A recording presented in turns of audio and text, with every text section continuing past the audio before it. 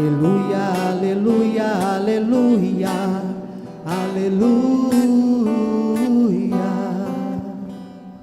O Senhor esteja convosco. Ele está no meio de nós. Proclamação do Evangelho de Jesus Cristo, segundo Mateus. Glória a vós, Senhor. Naquele tempo, Jesus disse aos sumos sacerdotes e aos anciãos do povo: escutai esta outra parábola. Certo proprietário plantou uma vinha, pôs uma cerca em volta, fez nela um lagar para esmagar as uvas e construiu uma torre de guarda. Depois arrendou-a a vinhateiros e viajou para o estrangeiro. Quando chegou o tempo da colheita, o proprietário mandou seus empregados aos vinhateiros para receber seus frutos. Os vinhateiros, porém, agarraram os empregados, espancaram a um, mataram a outro e ao terceiro apedrejaram. O proprietário mandou de novo outros empregados, em maior número do que os primeiros, mas eles os trataram da mesma forma. Finalmente o proprietário enviou-lhes o seu filho, pensando: ao meu filho eles vão respeitar. Os vinhateiros, porém, ao verem o filho, disseram entre si: este é o herdeiro. Vinde, vamos matá-lo e tomar posse da sua herança. Então agarraram o filho, jogaram-no para fora da vinha e o mataram. Pois bem, quando o dono da vinha voltar, o que fará com esses vinhateiros? Os sumos sacerdotes e os anciãos do povo responderam: com certeza mandará matar de modo violento esses perversos e arrendará a vinha a outros vinhateiros que lhes entregarão os frutos no tempo certo. Então Jesus lhes disse: vós nunca lestes nas Escrituras: a pedra que os construtores rejeitaram tornou-se a pedra angular? Isso foi feito pelo Senhor e é maravilhoso aos nossos olhos. Por isso eu vos digo: o reino de Deus vos será tirado e será entregue a um povo que produzirá frutos. Palavra da salvação. Glória a vós, Senhor. Podemos perceber, caros irmãos e irmãs, a relação da primeira leitura com o Evangelho, porque ambas utilizam o recurso de uma imagem, de uma parábola, para transmitir uma mensagem importante. No primeiro caso, o profeta Isaías, ele se dirige ao povo da aliança, que estava passando por um grande período de provação. A Assíria, o império estava crescendo e ameaçando. A Samaria já estava destruída, os habitantes da Samaria foram deportados.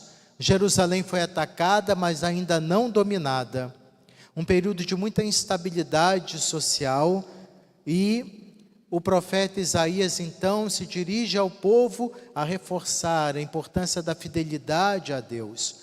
Um povo que não valoriza, aquilo que o Senhor, no caso específico do povo de Israel, principalmente, que não procuravam ser fiéis à aliança, voltar as costas para o Senhor. Um povo enfraquecido, um povo que não tinha força moral nem determinação para enfrentar a realidade ora apresentada. Ainda hoje é assim. Quando um povo perde seus valores, não cultiva, não persevera nos seus princípios, é um povo enfraquecido, um povo facilmente dominado, que acontece muito nos dias atuais. E aí Isaías, bem atual, ele reforça a importância da fidelidade ao Senhor, com a imagem da vinha, como se Deus estivesse cuidando daquele povo, tirou do Egito, libertou da escravidão, preparou o povo no deserto para a terra prometida, como se fosse um dono da vinha que cuida da sua terra. E o que se espera? Um pomar que dê frutos bons, doces, no caso a vinha, cultura própria daquela região. mas ao invés de fruto bom de justiça social, de ética, valores, princípios, vem um fruto amargo da opressão, da indiferença. E ao invés de oferecer justiça e retidão, não há correspondência. O povo não responde a Deus com o direito, com atitudes generosas e fraternas. Ainda hoje vemos isso. Um mundo violento, corrupto, guerras, pleno século XXI, ameaça de guerra mundial, tudo isso. A humanidade não aprendeu ainda, mesmo com toda a mensagem cristã anunciada, nós cristãos não aprendemos nada, quase nada ainda. Repetimos atitudes da mundanidade, do paganismo, com nossa indiferença, nosso orgulho, as nossas infidelidades. É tempo de pensar, de refletir. Deus continua mandando seus mensageiros, profetas de hoje. E o que nós fazemos? Apedrejamos com nossas zombarias, maltratamos com nossa pouca atenção, matamos, destruindo a credibilidade. Agimos assim. É preciso então refletir sobre posições, atitudes que realmente nos afastam do caminho do Senhor. O Evangelho retoma essa imagem da vinha, agora de uma forma um pouco distinta. No primeiro caso, o profeta Isaías fala, tem a vinha, cuida da vinha e os frutos são amargos. Agora Jesus, ele trata desse tema, o foco é outro. Como Jesus é o Filho e foi rejeitado pelo povo da antiga aliança, ele menciona com essa história, essa parábola, a consequência da rejeição, usando a imagem da vinha. O Evangelho não foi aceito.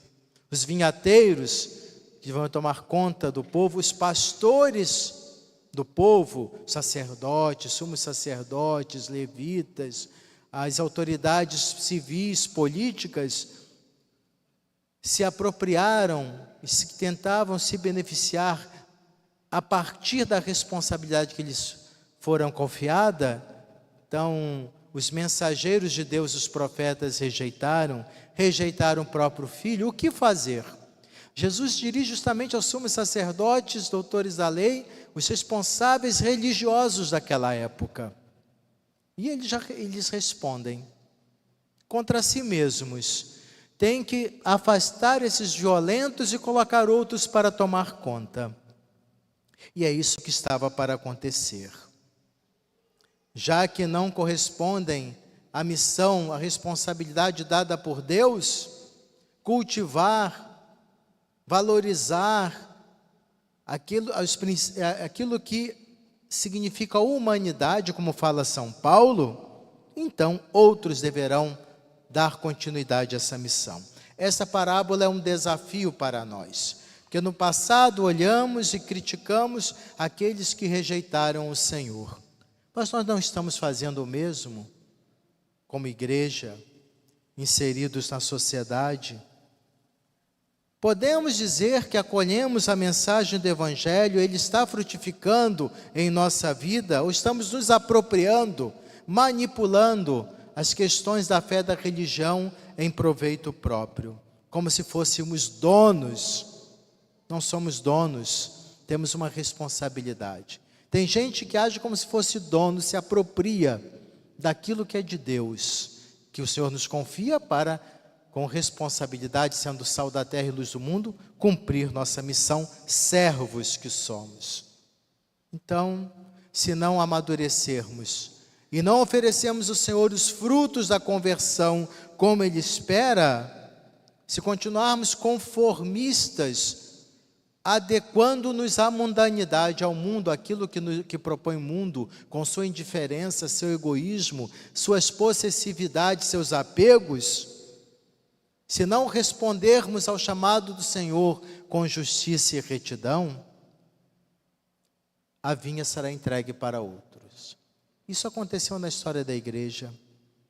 A própria igreja católica, a igreja de Jesus, quando não procurava ser fiel, o Senhor testava com cismas, divisões, com situações em que tirava aquilo que achava era poder terreno para que a igreja renascesse, se transformasse naquilo que ela deve ser. Uma comunidade de fé, despojada de todo o poder terreno, mundano, mas que seja uma igreja fiel. Uma igreja que, se for necessário, ir para as catacumbas perseguidas, mas uma igreja fiel ao Senhor. Não uma igreja triunfalista, com poder político, econômico, uma igreja que procura ser fiel ao Senhor. E quando falo igreja, não estou me referindo a um aspecto somente institucional, mas a realidade da igreja enquanto povo, a caminho, todos nós batizados. É para refletir se estamos cuidando da vinha do Senhor. Nós oferecendo os frutos que Ele espera: justiça, retidão, fraternidade. O sínodo está aí, Papa Francisco convocou para a escuta, que não se transforme numa mera disputa parlamentarista entre grupos eclesiais com visões distintas, querendo prevalecer uns sobre os outros, mas seja uma caminhada de amor, de fraternidade, buscando trabalhar, discernir a vontade de Deus através da oração. Qual é o caminho, os rumos que a igreja deve tomar nos dias de hoje? É o que Paulo nos fala na segunda leitura. Ele fala do cárcere, dirigindo-se à comunidade dos filipenses, sofrendo muitas adversidades. E ele fala: encontrem conforto na oração, confiem no Senhor. É o que devemos fazer hoje, nesses tempos difíceis em que a tentação do relativismo, de apresentar uma linguagem que o mundo aceita. A igreja não tem essa missão, ela é serva da verdade. A igreja tem que ter a clareza de trilhar essa caminhada terrena, sendo sal e luz. Então a oração é que deve nos suscitar em nós confiança em meio às dificuldades. No versículo 8º, hoje, dessa carta de São Paulo aos Filipenses, que é muito interessante mencionar novamente, aqui nós temos o versículo 8º, uma carta magna do humanismo cristão, tem que ser cultivado entre nós, nos diz São Paulo, falando aos Filipenses, a cada um de nós: quanto ao mais, irmãos, ocupai-vos com tudo que é verdadeiro, respeitável, justo, puro, amável, honroso, tudo que é virtude e de qualquer modo mereça louvor. Eu me questiono se nós, pessoas de fé, que frequentamos nossas igrejas, conhecemos a Bíblia, se é que prestamos atenção na igreja, na missa, né? Nas leituras, porque se prestarmos atenção, conhecemos um pouco mais. Procuramos cultivar, levar a sério aquilo que nos menciona hoje São Paulo, valores humanos, e que nem sempre encontramos entre as pessoas que se dizem religiosas. Pelo contrário, agressividade,